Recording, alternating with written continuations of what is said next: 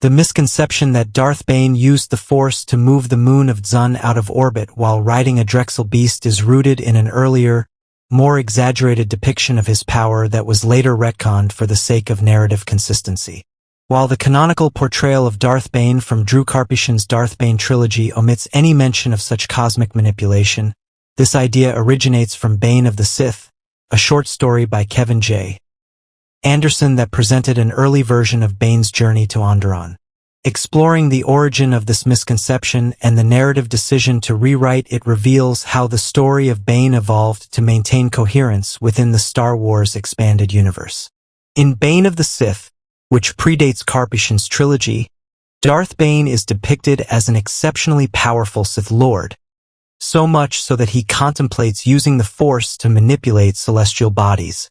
After studying Freedon Nad's holocron on Zun, the story suggests that Bane had gained such mastery over the Force that he could theoretically alter the orbits of planets and moons by manipulating gravity. Toward the end of the short story, Bane is shown preparing to nudge Zun close enough to Onderon so that their atmospheres would touch, enabling him to cross the gap on a Drexel beast.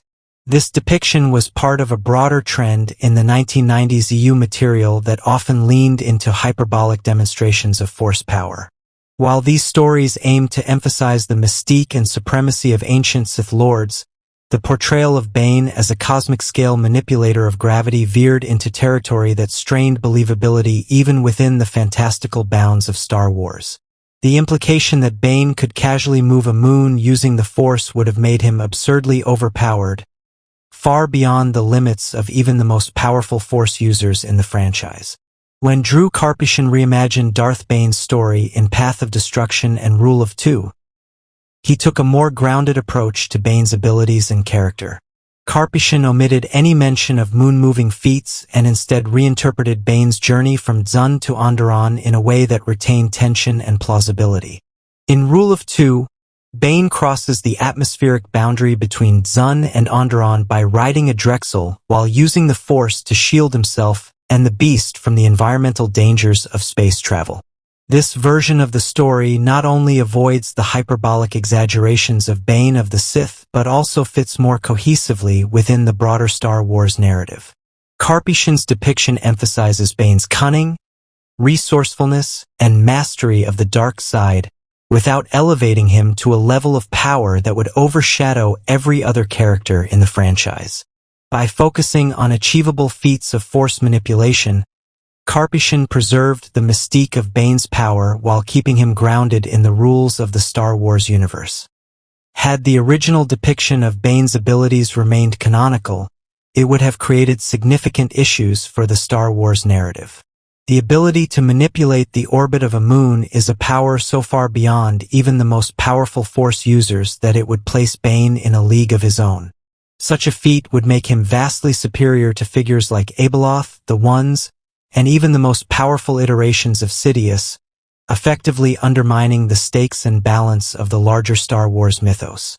The consequences of such power would also break the internal logic of the Star Wars universe. If Bane could move moons, it begs the question of why he would bother with more conventional Sith methods, such as creating the Rule of Two and carefully plotting the Sith's rise to power. Such overwhelming strength would make traditional political and military strategies irrelevant, as Bane could simply destroy entire planets or systems at will.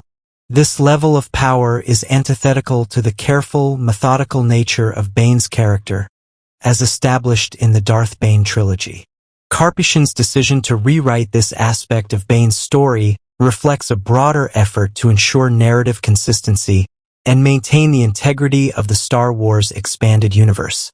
By grounding Bane's abilities in more plausible uses of the Force, the Darth Bane trilogy preserves the mystique and threat of his character without breaking the rules of the universe.